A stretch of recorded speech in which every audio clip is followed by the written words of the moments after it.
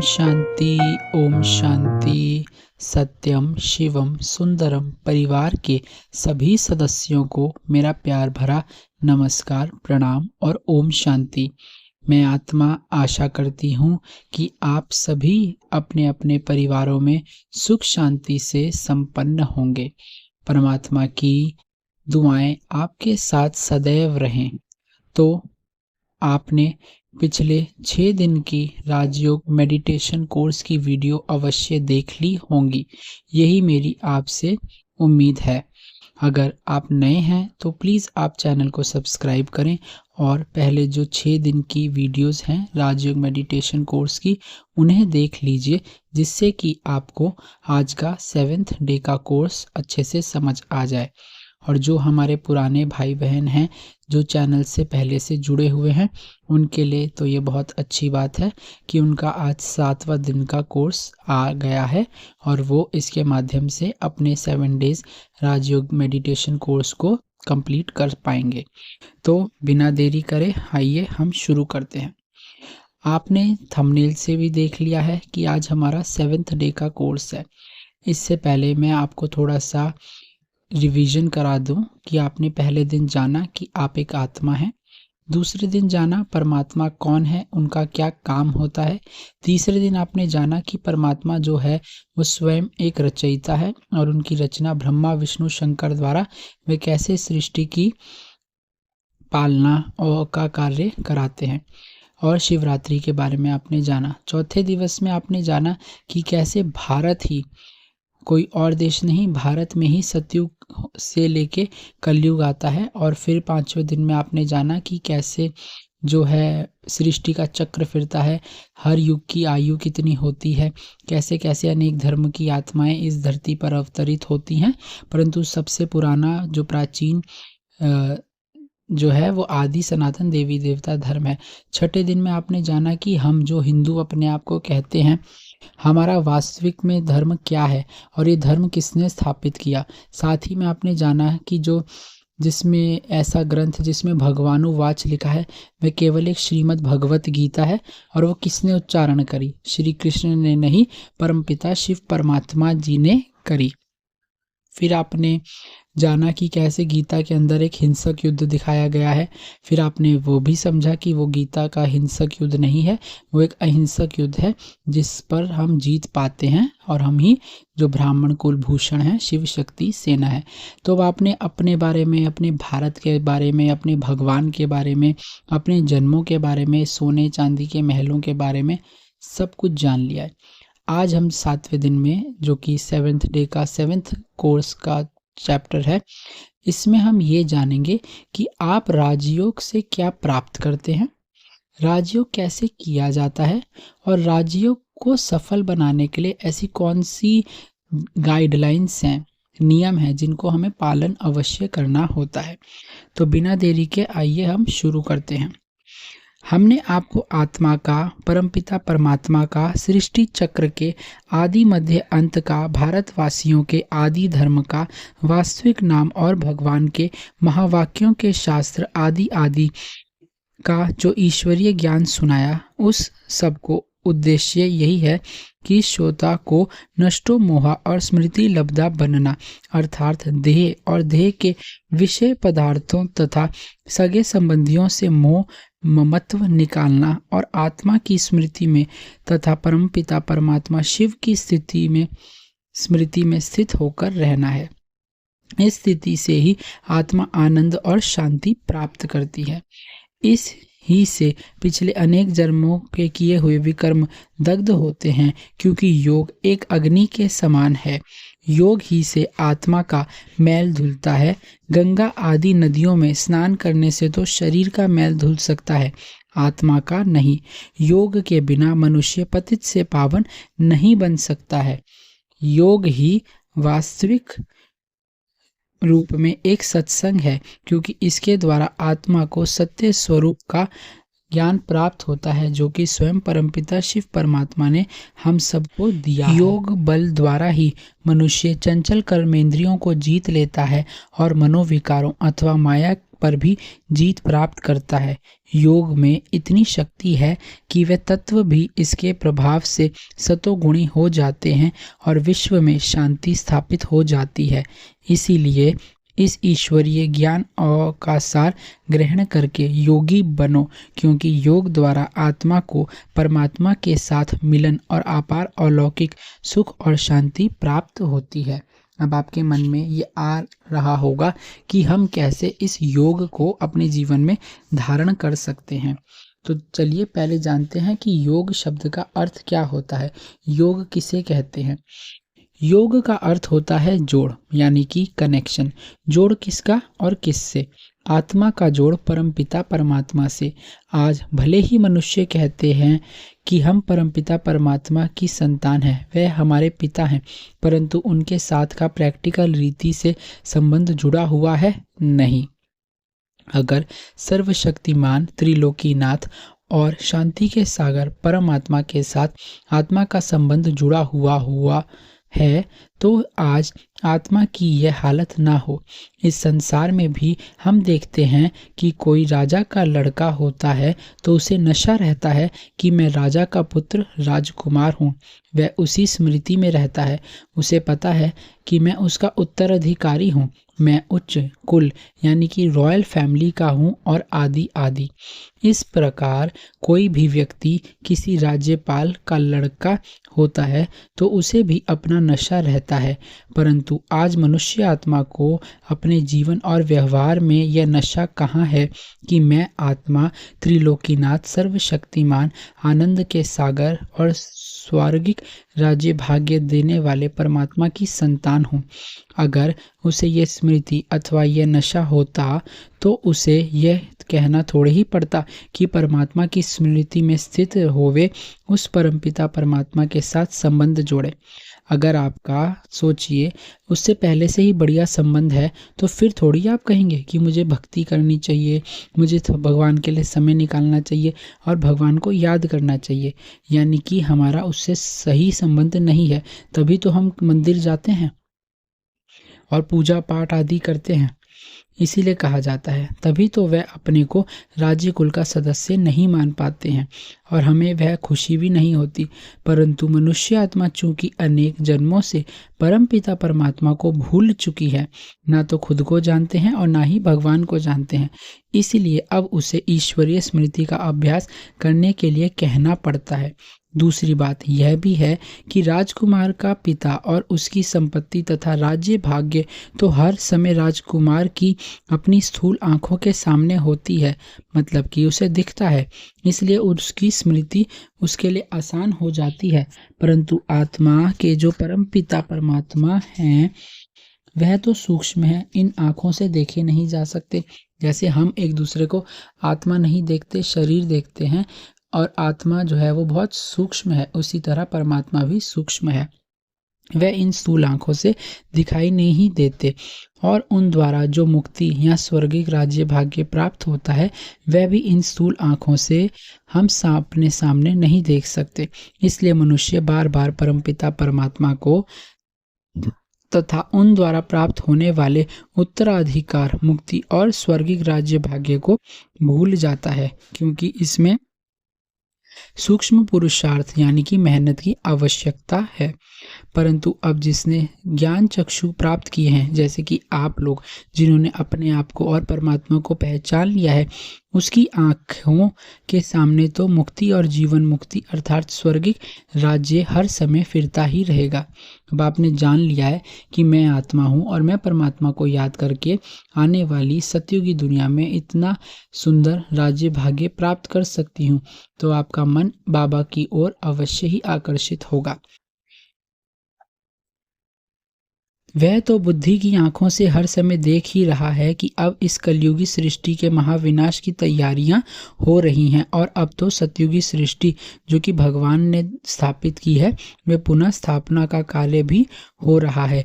इसलिए इस कलयुगी सृष्टि का बेड़ा डूबते देख वे अपने मन बुद्धि को इससे निकालकर पहले से ही परमपिता परमात्मा की ज्ञान रूपी नाव में स्वयं को सुरक्षित कर लेता है। उसे यह कलयुगी सृष्टि और उसमें सभी विषय पदार्थ आदि तो अब तमो प्रधान निस्सार और नाश हुए से दिखाई देते हैं और उसका मन बारंबार उस परमपिता परमात्मा की स्मृति में जाता है जो कि खेवनहार, तारनहार, पतित पावन और सबका हमारा आपका सबका सदगति दाता है। उनकी बुद्धि केवल ब्रह्मलोक यानी कि जो हमारा परम धाम है और स्वर्ग में ही टिकती है। इसी कलयुग सृष्टि रूपी किचड़े के ढेर पर अब उसका मन बैठना ही नहीं चाहता। अनुभव कहता है कि अगर 5 बातों को मनुष्य अच्छी तरह समझ ले तो उसकी बुद्धि परमात्मा की स्मृति में स्थित हो जाती है। परमपिता परमात्मा की स्मृति और स्थिति का नाम ही योग है। यानी कि आपने जाना कि राजयोग जो आप पहले दिन से सुनते आ रहे हैं उसका मतलब यही है कि अपने आप को आत्मा समझकर अपने परमपिता परमात्मा को याद करना। राजयोग करना कोई बहुत बड़ी या बहुत मुश्किल बात नहीं है, बहुत सरल है। आप अपने आप को आत्मा समझकर अपने परमात्मा शिव बाबा को याद करें, बस यही योग है। योग का साधारण शब्दों में भी यही अर्थ है कि कनेक्शन करना यानी कि जोड़ना। तो इसी प्रकार आप आत्मा एक और परमात्मा दो, इन दोनों को जोड़ दें तो इसी को राजयोग कहा जाता है। अब हम आपसे उन 5 बातों के बारे में चर्चा कर लेते हैं। पहला है परमात्मा के साथ का संबंध। आपने जान लिया है कि परमपिता शिव परमात्मा आपका सच्चा पिता है। हर जन्म साथ देने वाले आपके मेरे हम सबके पिता परमात्मा हैं। इसलिए उनसे संबंध है तो जिससे संबंध है उसकी याद अवश्य आती है। आपका बच्चा कहीं पर लिख कर नहीं रखता कि ये मेरे पिताजी हैं, ये मेरी माताजी हैं, मुझे इन्हें याद करना है।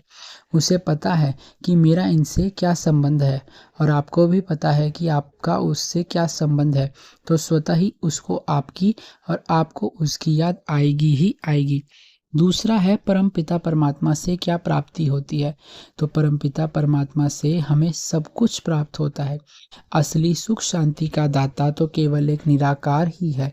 मनुष्य आत्माएं पल भर के लिए हमें बेशक सुख शांति दे सकती हैं या कोई ऐसे पदार्थ बना सकती हैं, परंतु वह सदा काल के लिए 84 जन्मों के लिए और कल्प कल्प के लिए वह हमारे साथी तो केवल एक परमपिता परमात्मा ही हैं। तीसरा है कर्तव्य और समय का ज्ञान। कर्तव्य आपने जाना कि परमात्मा सत्युग की सृष्टि की स्थापना करते हैं और जो आप 7 डेज राजयोग मेडिटेशन कोर्स सीख रहे हैं, ये सच्चा ईश्वरीय ज्ञान क्या आज तक आपको किसी गुरु गोसाई ने दिया है, और वो भी फ्री ऑफ कॉस्ट में? नहीं ना। तो ये केवल एक परमात्मा ही है जो अपने बच्चों को निस्वार्थ प्यार करता है और उनके जीवन को सुख शांति से संपन्न बनाता है। चौथा है अच्छी मत देने वाला, डूबने से बचाने वाला। आप खुद ही इतने समझदार हैं, कई बार मनुष्यों की मत पर चलकर आपका काम खराब हुआ होगा, परंतु अगर वहीं पर आपने राजयोग की बात को भी हटा दें, सच्चे मन से भगवान से किसी कार्य में राय मांगी होगी तो भगवान ने आपको बिल्कुल सच्ची मत दिखाई होगी जिस पर चलकर आपका बेड़ा पार ही हुआ होगा। और 5वां है वह परम सुंदर है, जो खुद इतना सुंदर है, निराकार होते हुए भी इतनी सुंदर सत्युगी दुनिया की स्थापना करते हैं। तो अगर आप उनकी याद में रहेंगे तो शारीरिक सुंदरता की हम बात नहीं कर रहे, परंतु आत्मिक सुंदरता, दिव्य गुणों के गुलदस्ते आप स्वयं ही बन जाएंगे कि हर आत्मा जब भी आपके संपर्क में आएगी तो वह आपसे जो है गुणों की खुशबू महसूस करेगी। तो इसी को जो है राजयोग कहा जाता है कि स्वयं को आत्मा समझकर परमपिता परमात्मा की याद में रहना।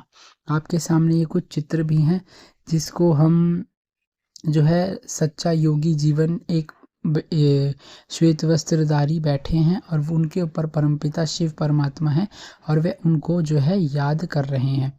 अब हम आपको बता दें कि जब हम राजयोग का अभ्यास करते हैं तो राजयोग का अभ्यास करने के लिए कुछ नियमों का पालन करना अवश्य है। जिस प्रकार अगर आपको स्विमिंग सीखनी है या क्रिकेट सीखना है तो आपको स्विमिंग और क्रिकेट तो सिखाते ही हैं, लेकिन उसके साथ में आपको किन्हीं नियमों में भी बांधा जाता है कि आपको ये खाना है, ये आपके शरीर के लिए सही है, या सुबह उठ के आपको एक्सरसाइज करनी है, जिससे कि जो है आप क्रिकेट और स्विमिंग को और जल्दी से सीख जाए। मैं सिर्फ उदाहरण के तौर पर क्रिकेट और स्विमिंग का नाम ले रहा हूँ। कोई भी कला जो आप सीखें उसके लिए कुछ नियम भी अवश्य होते हैं। तो इसी प्रकार आपके सामने चित्र भी है पिलर्स ऑफ राजयोग, यानी कि राजयोग के स्तंभ। ये कुछ 4 मुख्य नियम हैं, मुख्य बातें हैं जिनका अगर आप पालन करते हैं तो आप बहुत सरलतापूर्वक अपना जो योग है, जो मन है, वो सीधा 1 सेकंड में परमात्मा की याद में लगा सकते हैं। वरना आप खुद सोचिए, हम आगे भी डिस्कस करेंगे, जब भी हम भगवान को याद करते हैं तो हमारा मन आलतू फालतू बातों में ही कंफ्यूज होके रह जाता है, और जो हम सोचते हैं कि हम भगवान को याद करेंगे वो इधर उधर हमारा टाइम वेस्ट होता है। तो सबसे पहला है ब्रह्मचर्य व्रत का पालन करना। अगर हम काम, क्रोध, लोभ, मोह, अहंकार को त्यागें तभी हम अपने जीवन को जो है परमात्मा की याद में लगा सकते हैं। दूसरा है डिवाइन वर्च्यूज, यानी कि दिव्य गुणों को धारण करना। आप फालतू की और जो नेगेटिव चीज़ें हैं उन्हें अगर देखना कम कर देंगे तो भी आपका याद जो है वो परमात्मा की ओर आकर्षित होगी। तीसरा है शुद्ध भोजन, जैसे कि मांस, मदिरा और अंडा या नॉनवेज खाने से हमारा मन जो है वो तामसिक गुणों से भरपूर होता है, इसलिए हमारा मन जो है वो भटकता है। और फिर चौथा है प्रतिदिन सत्संग, यानी कि सत्य का संग करना। सत्संग तो यूँ तो आज की दुनिया में बहुत होते हैं, बहुत सारे गुरु बैठे हैं बड़ी बड़ी गद्दियों पर, वो अपना पाठ वगैरह सुनाते हैं, परंतु सच्चा सत्संग तो एक केवल परमात्मा ही सुनाते हैं। तो अब हम जरा गहराई से जान लेते हैं। सबसे पहला पिलर यानी कि स्तंभ आप देख रहे हैं ब्रह्मचर्य का। अगर आपका मन विषय विकार में ही डूबा रहेगा, शारीरिक संबंध में ही डूबा रहेगा, तो आपको भगवान को याद करने में कठिनाई अवश्य ही आएगी। इसलिए ब्रह्मचर्य का पालन करना ज़रूरी होता है। इससे जो है आपका मन गंदी विचारों से दूर होता है, आपका मन स्वच्छ होता है और आप परमात्मा को याद सहज पूर्वक कर सकते हैं। दूसरा स्तंभ आप देख रहे हैं दैवी गुण, यानी कि डिवाइन वर्च्यूज। जब आप फालतू चीज़ों को देखना बंद कर देते हैं, फालतू चीज़ों को सुनना बंद कर देते हैं और फालतू इधर उधर की बातें भी बंद कर देते हैं, तो आपका मन स्थिर होना शुरू हो जाता है, और एक स्थिर मन ही परमात्मा को याद करता है। जब आप कम बोलेंगे, मधुर बोलेंगे, धीरे बोलेंगे, ना व्यर्थ देखेंगे, ना सुनेंगे, ना बोलेंगे, तो के अंदर स्वतः ही जो दिव्य गुण हैं वो धारण धीरे धीरे होने शुरू हो जाते हैं। आपकी जो एक पर्सनैलिटी है उसके अंदर बहुत सारे चेंज आने लग जाते हैं। लोग आपको देख के कहेंगे अभी फालतू नहीं बोलते, तो यही एक डिवाइन वर्च्यू, दिव्य गुण है। तीसरा स्तंभ आप देख रहे हैं प्रतिदिन सत्संग, जिसको प्रजापिता ब्रह्मा कुमारी ईश्वरी विद्यालय में मुरली क्लास कहा जाता है। मुरली की क्लास क्या है, ये आपको अगले यानी कि 8th डे के अंदर सिखाया जाएगा। तो सत्य का संग करना मतलब कि परमात्मा के महावाक्यों को सुनना, ना कि इधर उधर की चुगलियों को सुनना, आलतू फालतू की बातों को सुनना, उससे आपकी आत्मिक उन्नति नहीं होगी। एक सत्य का संग करना है। सत्य कौन है? एक शिवम परमात्मा ही है। तो उनके संग रहने से हमारी उन्नति होती है और हमारा मन उनकी ओर जो है आकर्षित भी स्वतः होता है। और चौथा स्तंभ आप देख रहे हैं शुद्ध भोजन, यानी कि प्योर फूड। आपके सामने एक चित्र भी है जिसमें लिखा है अंडा, मीट, वाइन, मटन, चिकन, इन सब पर कांटा है। और जो शुद्ध भोजन है जैसे कि दूध, घी, मक्खन, पनीर, फल, सब्जी, रोटी, चावल आदि, इन सब पर टिक है। आप खुद ही जानते हैं कि भारत सबसे प्राचीन है और भारत के अंदर शुद्ध भोजन ही खाया जाता था। ये तो जब से अंग्रेजों की प्रविष्टता हुई है, मुगलों की प्रविष्टता हुई है भारत के अंदर, तभी से ये मांस, मटन, गंदे गंदे भोजन खाने शुरू हुए हैं। आप खुद ही समझदार हैं, कभी किसी देवी देवता के मंदिर के अंदर तो दूर, आसपास भी इन अशुद्ध चीज़ों की दुकानें नहीं होती। इसलिए शुद्ध भोजन अति आवश्यक है। फिर आपने जब इन नियमों का पालन किया, हम ये नहीं कह रहे कि आप जो है इन चारों चीज़ों का पालन करें।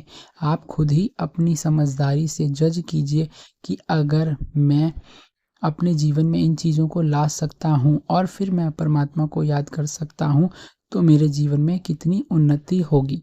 मैं ये बिल्कुल नहीं कह रहा कि आप जो है इन चारों चीज़ों को अभी की अभी अपने ज़िंदगी में लाइए। धीरे धीरे आप जो है, जब आपको और ज्ञान प्राप्त होगा और आपकी बुद्धि जो है वो और स्वच्छ होती जाएगी, तो आपको ये चीज़ें समझ में और अच्छे से आएंगी। फिर आपके सामने ये आप देख रहे हैं कि सहज राजयोग द्वारा अष्ट शक्तियों की प्राप्ति। आपको अब बताया गया कि योग क्या होता है, फिर आपको बताया गया कि योग करते कैसे हैं। अब है कि आप जो ये राजयोग करेंगे, इससे आपको क्या प्राप्ति होगी। कोई भी मनुष्य कोई कर्म किसी प्राप्ति के लिए ही तो करता है। आप भी बोलेंगे कि मैं परमात्मा को याद करूंगा तो मुझे क्या मिलेगा। तो ये चित्र आपके सामने है। राजयोग द्वारा आपको अष्ट शक्तियों की प्राप्ति होती है। पहली शक्ति है जो कछुए के चित्र से दिखाई गई है, संकीर्ण करने की शक्ति। कछुए के ऊपर एक इतनी हार्ड स्कल होता है कि उसके ऊपर अगर कोई पत्थर भी गिरे तो भी वह अपने मुख को और अपने हाथ पांव को अंदर करके अपने आप को बचा सकता है। वो एक पहाड़ी से भी गिर जाए तब भी वह अपने आप को बचा सकता है। संकीर्ण मतलब कि उसने तुरंत की तुरंत वाइंड ऑफ कर लिया। इसी को संकीर्ण करने की शक्ति कहा जाता है। जिस प्रकार हमारे जीवन में बहुत सी व्यर्थ बातें आती हैं, उनको हम सेकंड में फुल स्टॉप लगाकर अपने टाइम और एनर्जी को वेस्ट करने से बचा सकते हैं। इसी को संकीर्ण करने की शक्ति कहा जाता है। दूसरा है समेटने की शक्ति। आपने देखा एक बैग रखा है पैक होके, आप भी किसी टूर पर जाते हैं तो अपना बैग पैक करते हैं, तो उसी प्रकार यह है समेटने की शक्ति। आप अपने व्यर्थ संकल्पों को ताला लगाकर, अपने व्यर्थ विचारों को, फालतू बोलने की आदत वगैरह को ताला लगाकर अपनी एनर्जी को समेट सकते हैं। फिर तीसरी है सहन शक्ति। आप देख रहे हैं एक आम का पेड़ है, बच्चा पत्थर मार रहा है, आम का पेड़ पे पत्थर लगेगा तब भी वह बच्चे को फल ही देगा। किसी ने आपको गलत बोला, आपको गाली दी, परंतु आप चुपचाप सब कुछ सहन करते रहे, तो गाली देने वाला जब चला जाएगा तो वाहवाही आप ही की होगी। मन में सुकून और शांति आप ही को मिलेगी कि मेरे अंदर इतनी सहन शक्ति थी कि मैंने कोई गलत कर्म नहीं उठाया। और यही आपका एक दिव्य गुण है और यही है सहन शक्ति। फिर चौथी है समाने की शक्ति। आप देख रहे हैं कैसे एक बड़ा सागर छोटी छोटी नदियों के पानी को अपने अंदर समा लेता है। सागर कभी नहीं बोलता कि बस करो अब मैं नहीं समाऊंगा, बिल्कुल नहीं। सागर अपने अंदर कितनी ही नदियों के पानी को समा लेता है। तो इसी प्रकार हमें भी अगर किसी के अंदर की कमी कमजोरी पता है तो हम भी चुप रहकर समाने की शक्ति द्वारा उसकी कमी कमजोरी को अपने तक ही रखें, वर्णित कर कर उसकी व्याख्या ना बनाएं। इसी को समाने की शक्ति भी कहा जाता है। फिर है पांचवी परखने की शक्ति। आप देख रहे हैं कि एक जौहरी सोने को परख रहा है, तो ये परखने की शक्ति हमें परमात्मा की याद से प्राप्त होती है। जिस प्रकार एक सच्चा जौहरी सच्चे सोने को पहचानता है, उसी प्रकार आपने परख लिया कि इस कलयुगी सृष्टि में हमारा एक सच्चा साथी परम पिता शिव परमात्मा ही है। वही हमारे सुख दुख का सदा का साथी है।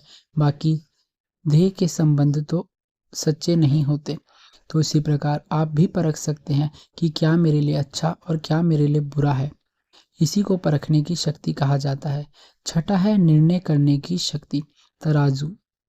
आपका मन बहुत से अच्छे और बुरे विचार भी उत्पन्न करेगा, पर आप आत्मा का ये कर्तव्य है कि आप निर्णय करें कि कौन सा कर्म करना मेरे लिए लाभान्वित रहेगा और कौन सा कर्म नहीं। क्योंकि मन चंचल होता है, वह कई बार हमें अच्छा और गलत दोनों ही मार्ग दिखाता है। कई बार तो उस पर चलकर हमारी बहुत हानि भी पहुंच जाती है और कई बार चलकर बहुत लाभ भी होता है। तो यही है निर्णय करने की शक्ति कि मेरे लिए क्या सही और क्या गलत है। सातवां है सामना करने की शक्ति। आपको परमात्मा से ये शक्ति प्राप्त होती है कि आप भी परिस्थितियों का सामना कर सकें। और आठवीं है सहयोग की शक्ति। जिस प्रकार आपने चित्रों में भी देखा है कि श्री कृष्ण ने एक उंगली पर पहाड़ उठाया और सब जो गांव वाले थे उन्होंने अपने डंडे वगैरह लगाकर फिर उस गोवर्धन पर्वत को उठाया। उसी का ये छोटा रूप आपके सामने दिखाया हुआ है। एक अकेले के प्रयत्न से दुनिया नहीं बदलती, पर एक एक उंगली अगर सब लगा दें तो पूरी दुनिया पलट सकती है। इसी प्रकार आप भी अपने आप को पवित्र बनाकर ये जो ईश्वरीय यज्ञ ज्ञान चल रहा है, इसमें अपने पवित्र संकल्पों का, सिर्फ पवित्र संकल्पों का सहयोग दें, तो ये कलयुगी सृष्टि फिर से सतयुगी सृष्टि में बदल सकती है, जो कि परमात्मा का कार्य चल ही रहा है। और सहयोग करने की शक्ति से आप कितनी ही आत्माओं को अपने, चाहे तन से, चाहे मन से, चाहे धन से, चाहे संबंध संपर्क में आकर सहयोग कर सकते हैं। तो ये हैं अष्ट शक्तियाँ, जो कि हमें परमात्मा की याद में रहने से बल मिलता है, उससे हमको ये प्राप्त होती हैं।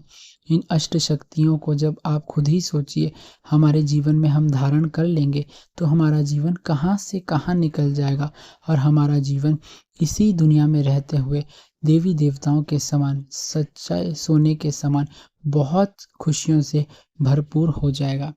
अब हम आगे जानेंगे कि कैसे हम जब भी भगवान को याद करने बैठते हैं तो हमारा मन क्यों भटकता है और किन बातों पर सावधानी देने से हम अपनी जो मन की तार है वो परमात्मा की याद में लगा सकते हैं। तो अब हम जानते हैं इस चित्र के माध्यम से कि बेसिस ऑफ फॉर राजयोगा, यानी कि राजयोग का आधार और विधि। याद करने की भी विधि पूछने की भला कोई आवश्यकता है? याद करने का अभ्यास तो हर एक मनुष्य स्वयं ही जन्म जन्मांतर से करता ही आया है। देखो, एक बच्चा जब बहुत छोटा होता है तब उसका स्नेह संबंध और स्मृति अपने माता पिता या भाई बहन तक ही सीमित होता है। वह बार बार केवल अपने माता पिता को ही याद करता है, यहाँ तक कि अपनी दूसरे कोई व्यक्ति अगर उसे उठाने लगते हैं तो वो बच्चा रोने लग जाता है। जब फिर वह कुछ बड़ा होता है और खेलने कूदने लगता है तो उसकी बुद्धि माता पिता से हटकर दोस्तों की तरफ चली जाती है, और जब वह और बड़ा होता है तो उसकी बुद्धि मोहल्ले में एक साथ खेलने वाले दोस्तों से अतिरिक्त सहपाठियों में जाने लगती है। जब पढ़ाई पढ़ने लगता है तो उसने पढ़ाई के संबंधों को याद करता है। जब उसका विवाह होता है तो अब उसका मन स्त्री में अधिक जाता है। फिर उसके कुछ बच्चे हो जाते हैं तो स्त्री से भी मन निकल अब बच्चों की ओर चला जाता है। इससे स्पष्ट है कि याद छोड़कर या कुछ काम करने, दूसरे को याद करने का अभ्यास तो मनुष्य को जन्म जन्मांतर से है। किसी को याद करने के लिए आपको विशेष रूप से कोई फॉर्मूला थोड़ी ना लगाना पड़ता है। अभी आपको अगर बोला जाए कि अपने भाई बहन को याद करो तो आप सेकंड में उनको याद कर लेंगे। कोई आपको मंत्र थोड़ी ना पढ़ना पड़ता है। तो इससे ये स्पष्ट है कि बचपन से आप और हम किसी ना किसी को तो याद करते आए हैं। तो बस इसी सहजता से हमें परमात्मा को भी याद करना है। एक से संबंध हल्का करके दूसरे से घनिष्ठ जोड़ लेना तो वह बहुत अच्छी तरह से जानता है। किसी भी मनुष्य के लिए अपनी बुद्धि को एक संबंधी से निकालकर दूसरे संबंधी में लगाने की जो टेव पड़ी हुई है, अतः अब बुद्धि को परमात्मा की याद में लगाने की बात भला आपके लिए कठिन कैसे हुई? दुनियावी संबंधों में जो कि अल्पकाल के लिए मिले हैं, उनसे बुद्धि लगाना भला आपको किसी ने सिखाया था? नहीं, पैदा होते से ही आपको अपने आप ये संस्कार होता है कि मुझे याद करना है। माता पिता, भाई बहन, सखा, मित्र और शिक्षक आदि को याद करना तो स्वतः ही आ गया। उनकी ओर तो आपका स्नेह स्वतः ही जाता है। परमात्मा रूप माता पिता को याद करने की आप विधि पूछना चाहते हैं, फिर भी हम आपको बताते हैं। ये कैसी अजीब बात है, जैसे बच्चा अपनी बुद्धि अथवा याद को माता पिता से निकालकर सहपाठियों या दोस्तों में लगाता है, या जैसे स्त्री अपने मन को माता पिता से निकालकर अपने पति पर लगाती है, नाता जोड़ती है, वैसे ही आपको मन या बुद्धि को देह यानी कि शरीर से अलग कर अथवा ट्रांसफर करके परम पिता परमात्मा में लगाना है। इसमें क्या कठिनाई है? कठिनाई तो उसके लिए है जो परमात्मा को जानते ही नहीं, परंतु आप तो अच्छे से जान गए हैं, जिन्हें उसके दिव्य नाम, रूप, धाम और संबंध आदि का ज्ञान ही नहीं, या जो परमात्मा को नाम रूप से न्यारा यानी कि सर्वव्यापक मानते हैं। अब आपको तो परमात्मा का पूर्ण परिचय है, आपको तो मिल गया है, अतः कर्मेंद्रियों को समेट कर स्वयं को देह से न्यारा आत्मा निश्चय कर बैठो, तो आपको परमपिता परमात्मा ही याद आएगा, क्योंकि आपको पता है कि उनसे मुझे क्या क्या प्राप्ति है। आप जब तक स्वयं को देह सहित स्थिति अथवा स्मृति में टिके रहोगे, तब तक आपको देह और देह के संसार ही याद आएंगे। परंतु जब आप अपने आप को आत्मा समझोगे, शरीर से अलग समझोगे, तो आपको अपने परम पिता परमात्मा, परम शिक्षक, परम सद्गुरु शिव बाबा ही याद आएंगे। अब आपके सामने ये चित्र भी है। सबसे ऊपर हम पहले देख लेते हैं कि एक आत्मा, एक मतलब कि इंसान बैठे हैं ग्लोब के ऊपर, वो परमात्मा को याद करना चाह रहे हैं और 3 गोले इस तरफ हैं, 3 गोले इस तरफ हैं। आप खुद सोचिए कि आपने आज से पहले भी जब भगवान को याद करने का सोचा होगा, तो या तो आपको अपने धन से संबंधित कोई व्यर्थ संकल्प आए होंगे, जैसे कि यहाँ पर लोभ लिखा है, ग्रीड लिखा है, यानी कि अगर आप कमाते हैं तो आपके मन में आया होगा कि मैं इतना और कमा लूं, या भगवान मुझे तुम इतना और धनवान बना दो, या भगवान मेरा एक घर और बनवा दो, एक गाड़ी और बनवा दो, यानी कि लालच। भगवान को याद करने का तो हमने दिखावा किया, परंतु उससे पैसा मांगा। फिर नीचे आ जाओ तो क्रोध हो गया, एंगर हो गया। जब हम भगवान को याद करने बैठते हैं तो कम हमें कोई ऐसा व्यक्ति अपनी याद में आ जाता है, तो हम भगवान से उसकी कंप्लेंट करते हैं कि वो बहुत बदतमीज़ है, भगवान उसको सुधार दो, उसने मुझे परेशान कर रखा है। तो याद की जगह कंप्लेंट कर दिया। फिर ये आ जाता है काम, यानी कि जिसको हम लस्ट कहते हैं। कभी हम भगवान को याद करने बैठते हैं तो हमें कोई शारीरिक संबंध जो हमें अच्छा या सुंदर लगता है तो वो याद आ जाता है कि वो अगर मुझे मिल जाए तो मेरा जीवन जो है अच्छा बन जाए। तो हमने फिर भगवान को याद करने के बजाय किसी शारीरिक संबंध को याद करा। फिर इस तरफ आ जाए तो हो गया मोह, यानी कि अटैचमेंट। किन्हीं किन्हीं से हमारा अटैचमेंट होता है, तो हम भगवान को जब भी याद करने बैठते हैं तो हम उन्हीं की बातें करने लग जाते हैं, भगवान वो ऐसा है, वो वैसा है, ये और वो। फिर आ जाइए, हम भगवान को याद करने बैठ जाते हैं तो हमारे अंदर अहंकार आ जाता है, ईगो आ जाता है। कई कई लोगों में तो बहुत अहंकार होता है कि हम ही भगवान से बड़े हैं, हमारे पास तो सब कुछ है, हमें क्या ज़रूरत है भगवान को याद करने की। फिर अगर और नीचे आ जाएं तो आपको अपने कोई गुरु गोसाई याद आ जाते हैं, यानी कि कोई शरीर यानी देहधारी कोई गुरु आ जाते हैं। किन्हीं किन्हीं लोगों ने अपने बहुत सारे गुरु बना रखे होते हैं, तो वे जब भी भगवान को याद करने बैठते हैं तो या तो अपने गुरु के चित्र के सामने बैठ जाते हैं और गुरु गुरु की माला रटते रहते हैं। तो जब गुरु को याद करने से आपको सुख मिल सकता है, तो क्यों ना आप स्वयं भगवान को ही याद कर लें। वो गुरु भी तो भगवान से मिला रहा है, तो आपको क्यों 1 2 3 स्टेप में जाना है, सीधा 1 और 2 का ही स्टेप रख लो। गुरु जी को साइड कर कर 1 आप और 2 परमात्मा, सीधा ही जुड़ जाओ, जिससे कि आपका और ही कल्याण हो। तो ये वो काम, क्रोध, लोभ, मोह, अहंकार और भी कई सारी चीज़ें हैं, जब हम भगवान को याद करते हैं तो वे रुकावट बनती हैं। हमारी बुद्धि का तार क्लीन नहीं रहता, भगवान को याद करने के बजाय हम इधर उधर भटकते हैं। तो इन सभी जो चीज़ें हैं, इनसे हमें अपने मन को क्लीन करना है, तभी हम जो है भगवान को याद कर सकेंगे। एक एग्जाम्पल समझिए कि अगर एक तार में करंट आ रहा है और दूसरी तार में हमें उस करंट को भेजना है, तो हमें क्या करना पड़ता है, उस तार के ऊपर चढ़ी हुई कोटिंग को यानी कि प्लास्टिक को हटाना पड़ता है, और फिर उस तार को उस करंट वाली तार से जोड़ दें, एक गांठ बांध दें या उन दोनों तारों को आपस में लपेट देते हैं, तो पावर हाउस वाली करंट वाली तार से साधारण तार में करंट अपने आप आ जाता है। तो यही यहाँ पर ब्रह्मा कुमारीज में सिखाया जाता है कि आपको अपने आप को इस शरीर से न्यारी एक आत्मा समझना है, जो कि फोरहेड के बीच में रहती है, जहाँ पर हम तिलक लगाते हैं। अब आपको भूलना है, बैठ जाओ और आप भूल जाओ कि मैं ये शरीर हूँ। आप आंख बंद करो और अपने फोरहेड के बीच में एक चमकता हुआ सितारा देखो, मैं आत्मा हूँ।